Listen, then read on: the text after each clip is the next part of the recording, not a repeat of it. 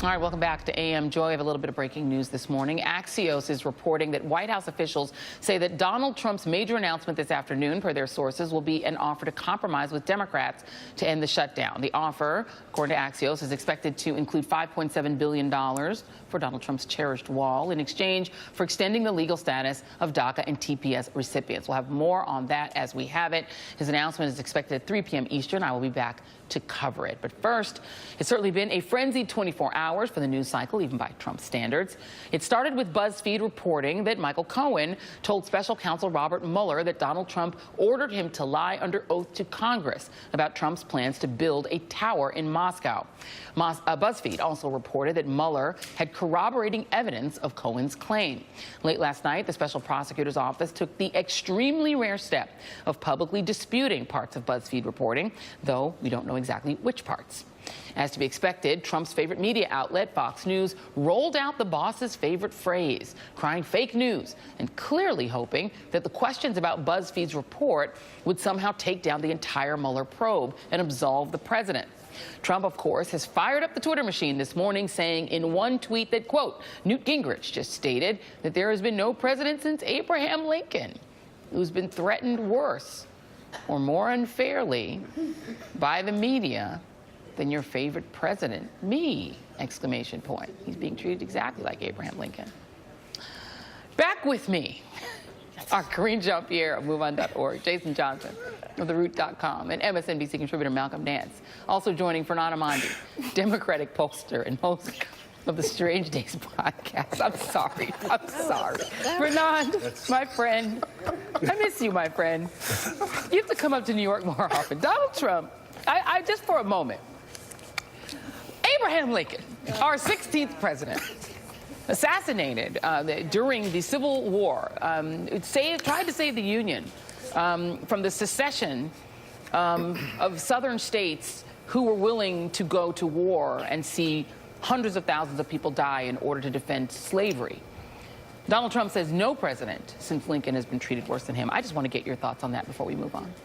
Well, President Pathological Liar does it again. I guess he's trying to top himself on his latest. But, you know, Joy, let's get to this BuzzFeed thing here a second. Please do. Because, you know, people want to act like, oh, my God, this is now the moment, as if there hasn't been 3.5 years worth of compelling in-our-face evidence. I mean, I didn't see the Office of the Special Counsel deny the Washington Post report last week that President Trump was literally trying to prevent any official record of his private meetings with Vladimir Putin. The Office of the Special Counsel didn't come out and deny the fact that Donald Trump has been openly talking about leaving NATO, the very suggestion of which is the fulfillment of Vladimir Putin's wildest fantasy. And most importantly, I didn't see the Office of the Special Counsel come out and deny the report that the FBI is actively investigating Donald Trump for possibly being an agent of a hostile foreign government working for Vladimir Putin. Let's not pretend that we're impugning the integrity of a good faith, goodwill civil servant.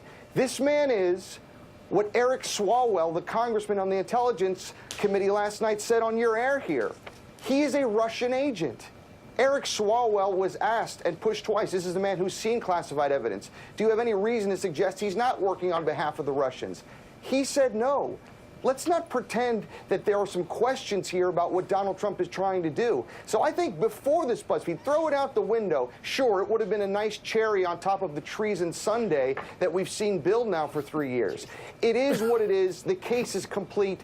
Let's see what the special counsel throws down, I think, in the coming weeks. You know, and Malcolm Nance, to that very point, you know, I asked Jim Himes, who's also a member of the Congress, if he trusted Donald Trump with America's national security, and he said no.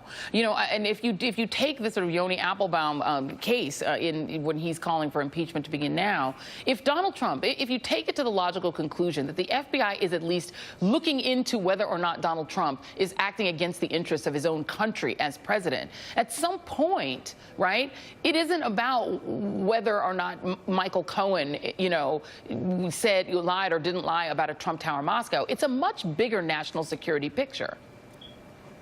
Yeah, it's far bigger national security picture, as we discussed in the last hour, when you're talking about a man that is being manipulated by a hostile foreign power to do their bidding. And he appears to be in love with doing bidding for Vladimir Putin. The FBI are not the first people to carry out an investigation into the links between Donald Trump and his campaign to Russia. That fell to the U.S. intelligence community well before the election occurred. We know John Brennan and James Clapper were both tasked out to actually warn the Russians that we knew that they were making these contacts and what they were doing.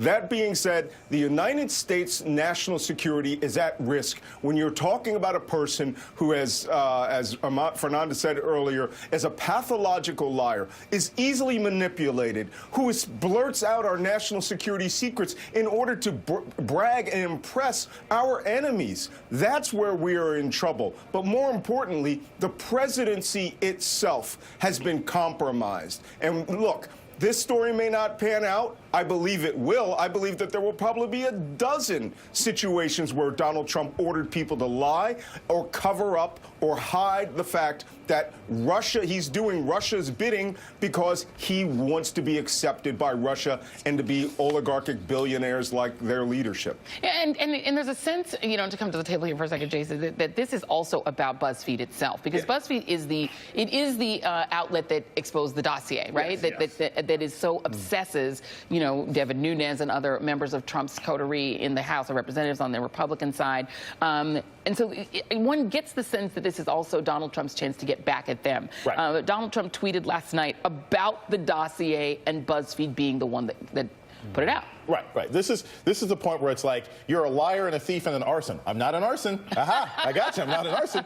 Let's be honest. Does anyone not believe that Donald Trump has had Michael Cohen lie for him? Of course we all know that's the case. Said that he said the guy. Yeah. So Yeah. the possibility that maybe Donald Trump didn't specifically, with smoke signals and a giant airplane and a banner, tell him to lie to Congress in this particular instance doesn't negate the fact that he has done illegal things for the president in the past. And I would argue that even if the Mueller investigation said, hey, this isn't true, they haven't specified what parts they're saying aren't true. And more importantly, you have to believe at some point in the integrity of the people who are writing these kinds of stories. I don't know the authors of this particular story, but does anyone believe that BuzzFeed, that any regular reporter is going to try and damage their own reputation by making a fake story, that they're going to do some Scooby-Doo thing? I would have gotten away with it too, but Trump got me. Right. No, I mean, so I think this is an opportunity for the president to try to claim that he's persecuted, but his record demonstrates that it's a reasonable assumption. Let's play Ben Smith, because a lot of us are familiar with BuzzFeed Ben, as we call him on Twitter. And Ben Smith is a hell of a reporter himself. He's a man of integrity. He's not somebody who, to your point, would just throw a story out there without any sourcing. Obviously, he has a lot of confidence in the sourcing of it. He's not the writer of the story. He's the editor of BuzzFeed. Let's listen to him. He's the editor-in-chief on All In last night.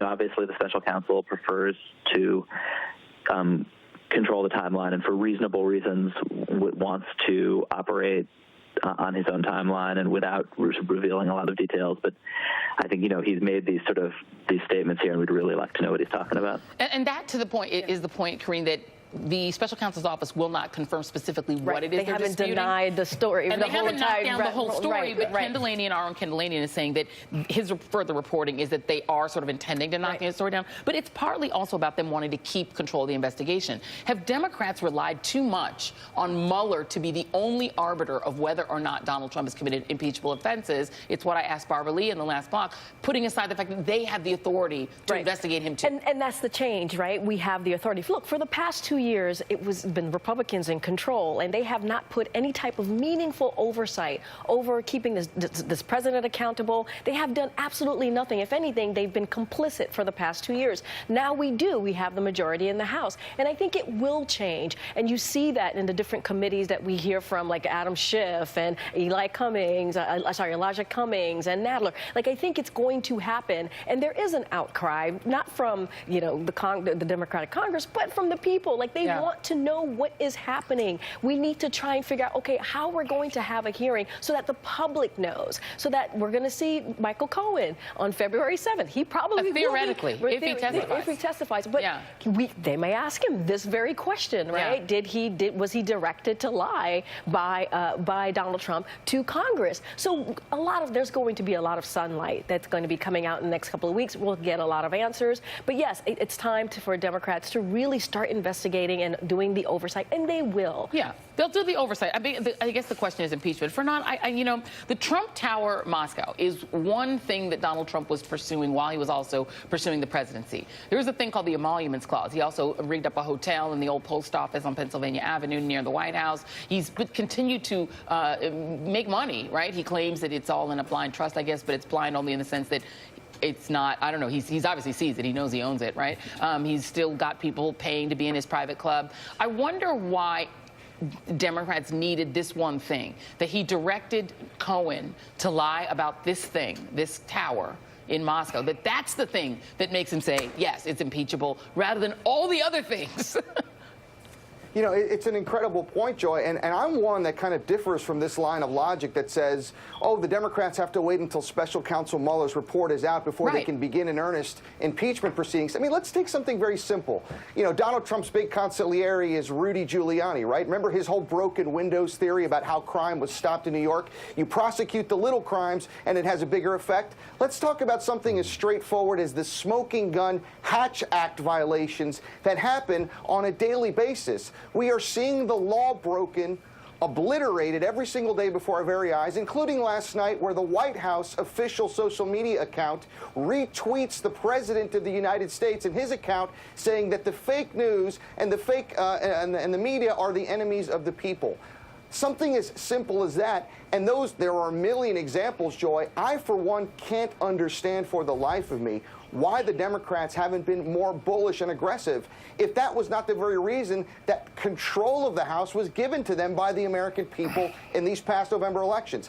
I tend to agree with Karine. I think we're going to see that, but the time is now. There's no need to delay anymore. I mean, and there's the question of why Republicans wouldn't. At the end of the day, if the President of the United States is acting in the interest of a foreign power, my God, are we saying that's only something Democrats should be concerned about? Yeah. Whatever happened to every American being concerned about whether or not the President of the United States is acting in the interest of the United States? I'm sorry, Karine, you wanted to get in. Yeah, I was going to say to the question that you asked Anand, which is one of the reasons that the BuzzFeed article was so explosive is because it was the obstruction of justice, right? We got a direct line that Donald Trump directed Michael Cohen to lie to Congress. The Clinton, Nixon. Exactly. So you can go to Lindsey Graham and be like, hey, you remember what you argued during the Clinton times? Right. Well, here you go. You said that was impeachable. You said that you could remove the president from office. It's an aha. It's an aha because we can't get Republicans to move on any of this. And to add to that, based on what we heard from William Barr this week, he may not even release the report. He may not even release the Democrats they have to be aggressive about that because we don't know if we're ever going to see it. And he said obstruction of justice is a crime as well. Yeah, so they're going to have to do it either way. And the Republicans should care about this, too. Anyway, my panel's going to Don't let me go back on a rant throughout the show. Up next, Donald Trump is helping